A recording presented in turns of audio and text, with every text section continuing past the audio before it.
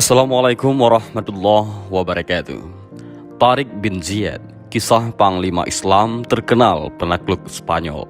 Tariq bin Ziyad dalam sejarah Spanyol, ia dikenal dengan nama Tariq el Tuerto ataupun Tariq yang memiliki satu mata. Namun dunia mengenal dirinya sebagai salah satu panglima Islam yang berperan besar dalam penaklukan Spanyol dan menyebarkan panji-panji Islam di tanah Spanyol. Nama lengkap penakluk Spanyol ini adalah Tariq bin Ziyad bin Abdullah bin Walgha bin Walfajun bin Niberghasin bin Walhas bin Yatufat bin Nafazu. Ia adalah putra suku Asyadaf, yakni penduduk asli daerah Al-Atlas, Afrika Utara. Tariq lahir sekitar tahun 50 Hijriah. Asal-usul Tariq tidak diketahui secara pasti. Menurut sejarawan Syauqi Abu Khalil dan dikutip oleh Alwi Alatas, ada yang menyebutnya sebagai keturunan dari Bani Hamdan dari Persia ataupun dari suku Laham. Ada juga yang menyebutkan Tariq berasal dari bangsa Vandals. Namun banyak sejarawan yang menganggap dia adalah keturunan dari bangsa Berber. Menurut Alwi Alatas, Tariq berasal dari keluarga muslim dan sejak kecil telah dididik secara Islam oleh ayahnya pada masa kekuasaan Uqbah bin Nafi di Ifriqiya. Ia ahli menunggang kuda, menggunakan senjata dan ilmu bela diri. Setelah Rasulullah SAW wafat, Islam menyebar dalam spektrum yang luas. 3 benua lama yaitu Asia, Afrika, dan Eropa pernah merasakan rahmat dan keadilan dalam naungan pemerintahan Islam. Tidak terkecuali Spanyol ataupun Andalusia. Ini negeri di daratan Eropa yang pertama kali masuk dalam pelukan Islam di zaman pemerintahan Khalifah Bani Umayyah. Sebelumnya, sejak tahun 597 Masehi, Spanyol dikuasai bangsa Gotik, Jerman. Raja Roderick yang berkuasa saat itu, ia berkuasa dengan zalim. Ia membagi masyarakat Spanyol ke dalam 5 kelas sosial. Kelas pertama adalah keluarga raja, bangsawan, orang-orang kaya, tuan tanah, dan para penguasa wilayah. Kelas kedua diduduki para pendeta. Kelas ketiga diisi para pegawai negara seperti pengawal, penjaga istana, dan pegawai kantor pemerintahan. Mereka hidup pas-pasan dan diperalat penguasa sebagai alat memeras rakyat. Kelas keempat adalah para petani, pedagang, dan kelompok masyarakat yang hidup cukup lainnya. Mereka dibebani pajak dan pungutan yang tinggi. Dan kelas kelima adalah para buruh tani, serdadu rendahan, pelayan, dan budak. Mereka paling menderita hidupnya. Akibat klasifikasi sosial itu, rakyat Spanyol tidak kerasan. Sebahagian besar mereka hijrah ke Afrika Utara. Di sini di bawah pemerintahan Islam yang dipimpin Musa bin Nusyair, mereka merasakan keadilan, kesamaan hak, keamanan, dan nikmati kemakmuran.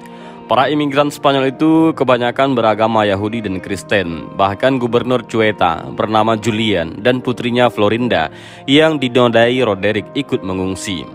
Melihat kezaliman itu, Musa bin Nusyair berencana ingin membebaskan rakyat Spanyol sekaligus menyampaikan Islam ke negeri itu. Khalifah Al-Walid bin Abdul Malik memberikan izin. Musa segera mengirim Abu Zar'ah dengan 400 pasukan pejalan kaki dan 100 orang pasukan berkuda menyeberangi selat antara Afrika Utara dan daratan Eropa. Legenda penaklukan Tariq bin Ziyad. Setidaknya ada 2 legenda tentang kedatangan Tariq bin Ziyad ke Al-Andalus. Legenda itu sebagai berikut. Yang pertama, legenda wanita tua. Saat Tariq baru membebaskan kota Algeciras, ada seorang wanita tua yang meminta untuk bertemu Tariq. Setelah diizinkan oleh Tariq, wanita tua ini menuturkan kisahnya bahwa ia dulu memiliki seorang suami. Suaminya selalu mengatakan bahwa suatu hari nanti negeri ini akan ditaklukkan oleh seorang jenderal asing. Jenderal ini memiliki kening yang menonjol dan tahi lalat hitam yang ditumbuhi rambut pada pundak kirinya. Mendengar itu, Tariq segera membuka pundak bahagian kirinya yang ternyata memang memiliki tanda yang sama seperti yang dituturkan wanita tersebut. Pasukan Tariq pun kagum. Legenda kedua adalah legenda Istana 27 Gembok. Kerajaan Visigoth memiliki satu istana yang sangat indah di Toledo dan memiliki 27 gembok. Raja-raja sebelumnya selalu berpesan bahwa apapun yang terjadi, istana itu tak boleh dimasuki satu orang pun. Setiap raja yang baru bahkan menambahkan satu gembok sehingga ada 27 gembok. Saat Roderick naik tahta, ia sangat penasaran dengan isi istana itu. Pada suatu hari, ia membongkar semua gembok yang ada dan memasuki istana. Ternyata di dalam istana itu terdapat sebuah ruangan lagi yang dikunci. Setelah membongkar kunci ruangan itu, Roderick kembali memasuki ruangan yang lebih dalam lagi. Ternyata di dalam ruangan itu ada sebuah perkamen yang berisi lukisan orang-orang yang sedang menunggang kuda. Mereka memakai baju yang kasar, penuh debu, memakai sorban di kepalanya, dan pedang mereka melengkung. Di sana juga terdapat sebuah tulisan, "Kapanpun ruang pelindungan ini dilanggar dan mantra yang terdapat pada guci ini dilanggar, orang-orang yang terlukis pada guci ini akan menyerbu Andalusia, menggulingkan singgasana rajanya, serta menduduki seluruh negeri." Roderick ketakutan setelah membaca itu dan meyakini bahwa bencana akan menimpa dirinya.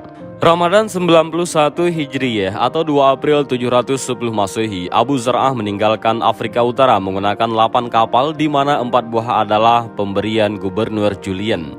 Tanggal 25 Ramadan 91 Hijriyah atau 23 April 710 Hijriyah, di malam hari pasukan ini mendarat di sebuah pulau kecil dekat kota Tarife yang menjadi sasaran serangan pertama. Di petang harinya, pasukan ini berhasil menaklukkan beberapa kota di sepanjang pantai tanpa perlawanan yang berarti. Padahal jumlah pasukan Abu Zar'ah kalah banyak. Setelah penaklukan ini, Abu Zar'ah pulang. Keberhasilan ekspedisi Abu Zar'ah ini membangkitkan semangat Musa bin Nusayr untuk menaklukkan seluruh Spanyol. Maka ia memerintahkan Tariq bin Ziyad membawa pasukan untuk penaklukan yang kedua. Dalam biografi Tariq bin Ziyad, diketahui bahwa pada hari Senin 3 Mei 711 Masehi, Tariq membawa 70.000 pasukannya menyeberang ke daratan Eropa dengan kapal. Sesampai di pantai wilayah Spanyol, ia mengumpulkan pasukannya di sebuah bukit karang yang sekarang dikenal dengan nama Gibraltar. Dalam bahasa Arab disebut Jabal Tariq ataupun Bukit Tariq. Tariq bin Ziyad lalu berdiri di depan pasukannya. Ia memerintahkan pasukannya membakar semua armada kapal yang mereka miliki. Pasukannya kaget, mereka bertanya, "Apa maksud Anda? Kalau kapal-kapal itu dibakar, bagaimana nanti kita bisa pulang?" Tanya yang lain. Dengan pedang terhunus dan kalimat tegas, Tariq berkata, "Kita datang ke sini bukan untuk kembali. Kita hanya memiliki 2 pilihan, yaitu menaklukkan negeri ini, lalu tinggal di sini, atau kita semua binasa." Kini pasukannya paham, mereka menyambut panggilan jihad panglima perang mereka itu dengan semangat berkobar. Lalu Tariq melanjutkan pidatonya dan kemudian berpidato, "Wahai seluruh pasukan, kalau sudah begini kemana lagi kalian akan lari? Di belakang kalian ada laut dan di depan kalian ada musuh. Demi Allah, satu-satunya milik kalian saat ini hanyalah kejujuran dan kesabaran. Hanya itu yang dapat kalian andalkan. Musuh dengan jumlah pasukan yang besar dan persenjataan lengkap telah siap menyongsong kalian. Sementara senjata kalian hanyalah pedang. Kalian akan terbantu jika kalian berhasil merebut senjata dan perlengkapan musuh kalian. Karena itu, secepatnya kalian harus bisa melumpuhkan mereka. Sebab kalau tidak, kalian akan menemukan kesulitan besar. Itulah sebabnya kalian harus lebih dahulu menyerang mereka agar kekuatan mereka lumpuh. Dengan demikian, semangat juang kita akan bangkit.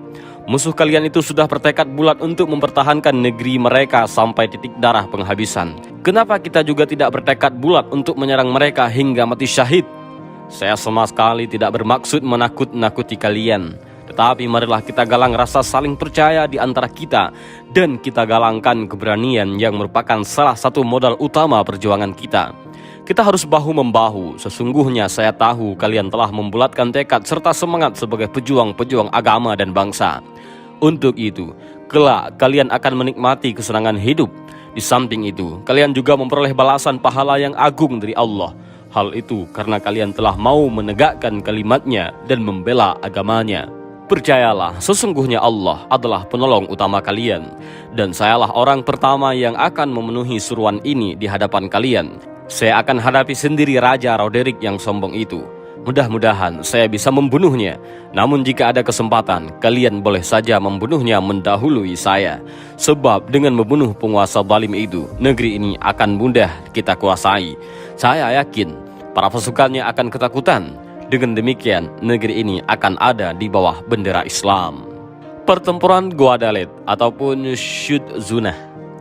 Mendengar pasukan Tariq telah mendarat, Raja Roderick mempersiapkan 100.000 tentara dengan persenjataan lengkap.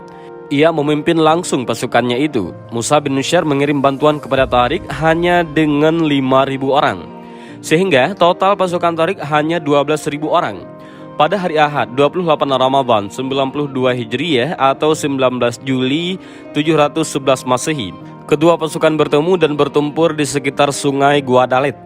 Pertempuran itu dikenal dengan nama pertempuran Shuzunah atau pertempuran Guadalete. Julian dan beberapa orang anak buahnya menyusup ke kubu Roderick. Ia menyebarkan kabar bahwa pasukan muslimin datang bukan untuk menjajah, tetapi hanya untuk menghentikan kezaliman Roderick. Jika Roderick terbunuh, peperangan akan dihentikan. Usaha Julian berhasil. Sebahagian pasukan Roderick menarik diri dan meninggalkan medan pertempuran. Akibatnya barisan tentara Roderick kacau. Tharik memanfaatkan situasi itu dan berhasil membunuh Roderick dengan tangannya sendiri. Mayat Roderick tenggelam lalu hanyut di bawah arus sungai Barbate. Terbunuhnya Roderick mematahkan semangat pasukan Spanyol. Markas pertahanan mereka dengan mudah dikuasai. Keberhasilan ini disambut gembira Musa bin Nusyair. Baginya, ini adalah awal yang baik bagi penaklukan seluruh Spanyol dan negara-negara Eropa. Setahun kemudian, Rabu 16 Ramadan 93 Hijriah, Musa bin Nusyair bertolak membawa 10.000 pasukan menyusul Tharik. Dalam perjalanan, ia berhasil menaklukkan Merida, Sionia, dan Sevilla. Sementara pasukan Tharik membagi pasukannya untuk menaklukkan Cordova, Granada, dan Malaga. Ia sendiri membawa sebahagian pasukannya menaklukkan Toledo, ibu kota Spanyol saat itu. Semua ditaklukkan tanpa perlawanan. Pasukan Musa dan pasukan Tharik bertemu di Toledo. Keduanya bergabung untuk menaklukkan Écija. Setelah itu, mereka bergerak menuju wilayah Pyrenees, Prancis. Hanya dalam waktu 2 tahun, seluruh daratan Spanyol berhasil dikuasai. Beberapa tahun kemudian Portugis mereka taklukkan dan mereka ganti namanya dengan Algarab ataupun Barat. Sungguh, itu keberhasilan yang luar biasa. Musa bin Nusyair dan Tharik bin Ziyad berencana membawa pasukannya terus ke utara untuk menaklukkan seluruh Eropa. Sebab waktu itu tidak ada kekuatan dari manapun yang bisa menghadap mereka. Namun, niat itu tidak terrealisasi karena Khalifah Al-Walid bin Abdul Malik memanggil mereka berdua pulang ke Damaskus. Tharik pulang terlebih dahulu, sementara Musa bin Nusyair menyusun pemerintahan baru di Spanyol. Tharik bin Ziyad wafat.